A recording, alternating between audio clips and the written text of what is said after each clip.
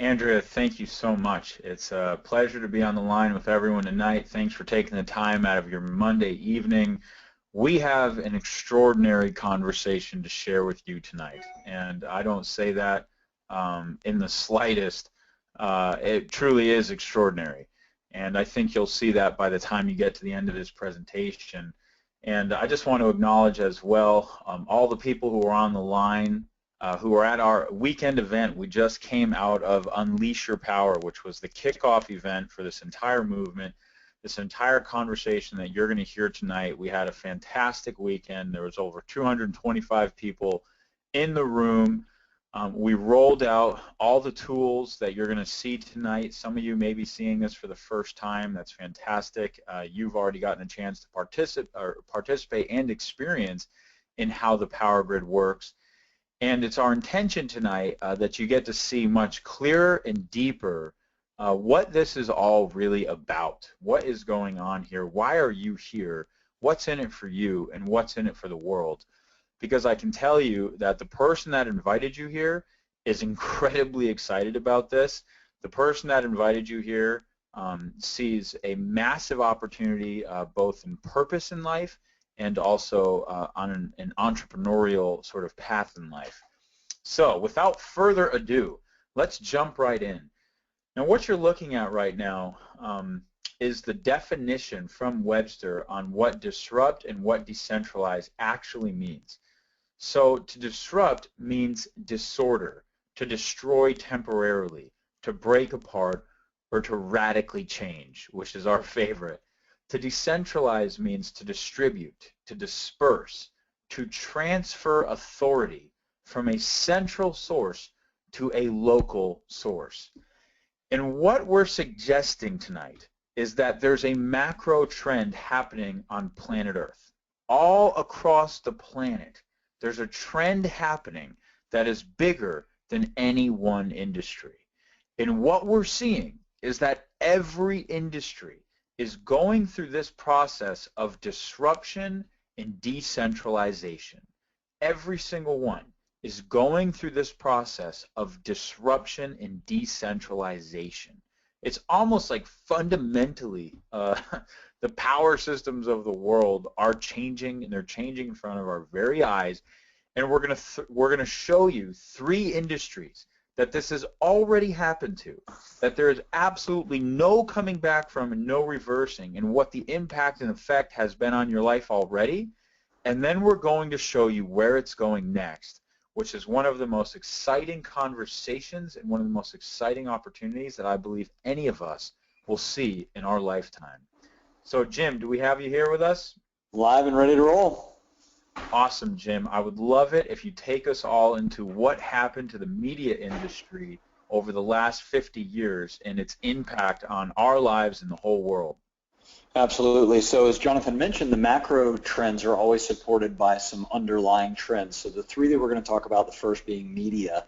And when you think about how we've all consumed our media for years up until social media hit, was we were really given our media. So the media programmers, the major networks, would decide what it is that we would consume, and they would distribute it through print, radio, and TV. So these companies would use their broadcasting networks to give us as consumers our content. Well, along comes the internet and social media, and all of a sudden those technologies and those platforms have disrupted and decentralized the media industry. And what we mean is this: Facebook, Twitter, YouTube, all of these are platforms that allowed you and I to not just consume media, but to actually become the creators of the media. So it decentralized it. It put the power in our hands, oftentimes in the palm of our hands through our smartphones, and giving us the ability to create and distribute our own media. So when you see things like Gangnam Style, which was a YouTube video with over 1 billion views, Coney 2012, another YouTube video with 90 million views, and a value of $600 million in earned media, you start to recognize that these platforms, along with us, the consumers, now creators, are making major changes and disrupting these industries. So thanks to technology and social media, we now have the power in the palm of our hand to become media creators instead of just consumers. And this next trend or this next example is honestly mind-blowing if you really take it in and think about it. And if you've ever used Airbnb, just raise your hand right now. Click that little button in the icon just so I can see how many of you have actually used Airbnb before, because I'm sure a ton of people on the line are probably users of Airbnb all the time. But what most people don't know is the story of how Airbnb actually came to be. And it's an insane story. It starts with these three guys who were living in an apartment in San Francisco that were too broke to pay rent, and they get the crazy idea to rent air mattresses out of their living room. Okay? They literally rented air mattresses out of their living room for $80 a night to guests who were coming in town for a conference because they just needed the cash.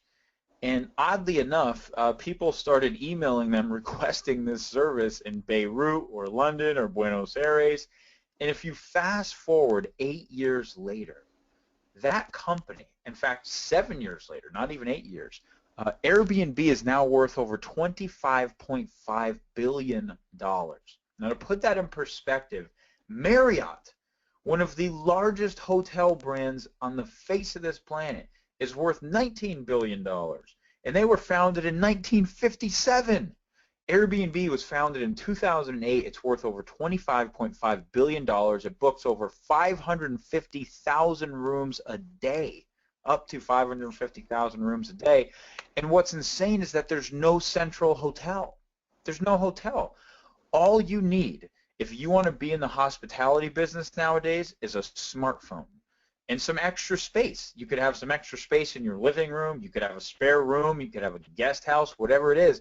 If you post some photos of your space and do it through Airbnb's platform, in a second, anyone can be in the hospitality business, all through Airbnb's platform. And it's literally decentralized the whole industry.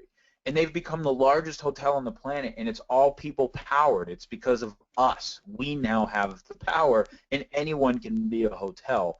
And billions of dollars has changed hands. I mean, fundamentally, billions and billions of dollars has changed hands. So, Jim, I'm going to kick it back to you, my friend.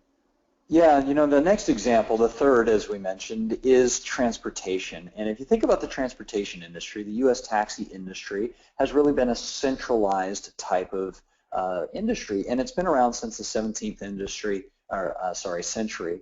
The industry size is $11 billion annually. So we all know about that. Most of us have ridden in the taxis. But when you talk about the Uber experience, right? And if you've ever been on Uber, either as a rider, which we call consumers, or as a creator, which would be a driver, you recognize that they've made this so simple and so easy that you can literally just open up the app, press the button, it signals a message to the driver. You can see the driver coming to you on the little map. No more hailing cabs, no more calling dispatch and waiting for cab drivers that may or may not ever show up. It's way more affordable. It's an incredible experience, and the app does everything. The platform is so simple and so easy that in such a short period of time, since 2009, Uber now has a valuation of $50 billion. Think about that for a moment. This app, this technology has decentralized and disrupted an industry that's been around since the 17th century, and it's done it in a matter of a few years. So we've become consumers and creators. If you have a vehicle and you decide that you want to earn a little extra money on the weekend, you can literally become a driver. And it reminds me, Jonathan, of the first time that I hopped into an Uber car, and I asked the driver, I said, I'm just curious, how long have you been driving? And he said, oh, not that long, a few months. And I said, what got you to be an Uber driver? Because this is, pretty nice car, a sharp-looking guy. And he said, he kind of paused for a moment, and he goes, we lost a friend to a drunk driver, me and some of my buddies. And we decided that we were going to get together on the weekends, and we were going to start driving for Uber and give the money to the family, the wife and the children of our friend who is no longer here. And at that moment, it made me realize that, yes, there's people that are doing this because financially they want to or need to. but there's also people who want to leverage these kinds of technology because they know it's going to make a difference in the world or in somebody else's life. And when you start thinking about the power of technology to transform industries and to transform lives, you have to recognize that this, my friends, is truly the gift of some of these platforms and some of these technologies. So the key to this is what, Jonathan? How are these companies built? These companies were built by us. Facebook, Pinterest, Uber, Airbnb, Instagram, Twitter. Every one of these companies is being built by everyone who's listening to this call or this webinar right now. And they're being built from the palm of our hand. We literally have the power to change the world, to transform industries from the palm of our hand. And it's not just happening in some cities, it's happening across the world. And we're about ready to do this with one of the biggest industries on planet Earth. And this is what's so exciting because it's ushering in a new wave of entrepreneurism, which, Jonathan, I'd love for you to share. What is this new wave of entrepreneurism? Well, I love it, my friend. I love where you took, just the impact potential of these platforms, outside of money. They truly are just changing people's lives in a massive way. And, one of the things that, we talk about sometimes is this processional effect. And this is a term that Buckminster Fuller actually came up with, the famous thought leader Buckminster Fuller.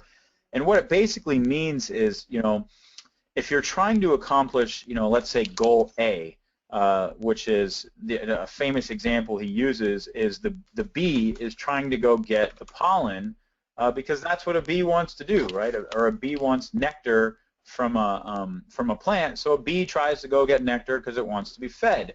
Well, the processional effect is that we pollinate the world, and bees enable all sorts of seeds to grow, and all of nature is affected by this little bee just going and trying to get nectar and feed himself.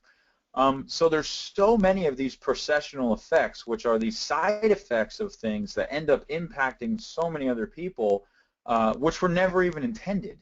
And so I think when Mark Zuckerberg set out to create a social network for Harvard so that people could just connect with each other easier, he had no idea that that platform was going to disrupt and decentralize the entire media industry. And all of a sudden, the whole freaking planet was going to be globally connected, and it gave rise to this whole new era of entrepreneurship and marketing. I mean, the types of things that are happening because of Facebook now never even could have been anticipated. And so, we're starting to see this come alive across the board. I mean, all of these platforms are fundamentally giving rise to a new era of entrepreneurship, which, we hear the term socialpreneurism thrown around a lot, but I think it's really just leveraging these social business models, these platforms, for a new type of way to generate income. And so if you look at Airbnb, for example, there's a grandmother who made $61,000 her first 9 months on the platform renting bedrooms in her apartment. There's a kid on YouTube who's 8 years old and makes $1.3 million a year posting videos. There's a guy on Uber who makes $252,000 a year. He only makes 70 grand a year driving for Uber. He makes another 170 or whatever it is selling jewelry out of his back seat. That's a pretty cool processional effect. Etsy, which was one of the biggest IPOs of 2015, has decentralized the whole goods market. So if you've got goods and products, you don't need a storefront anymore. You can go to Etsy, and it's this whole marketplace. And there's a mother that makes 70 grand a month with her store on Etsy. So there's these countless examples of all these new ways that people are earning an income because of these platforms.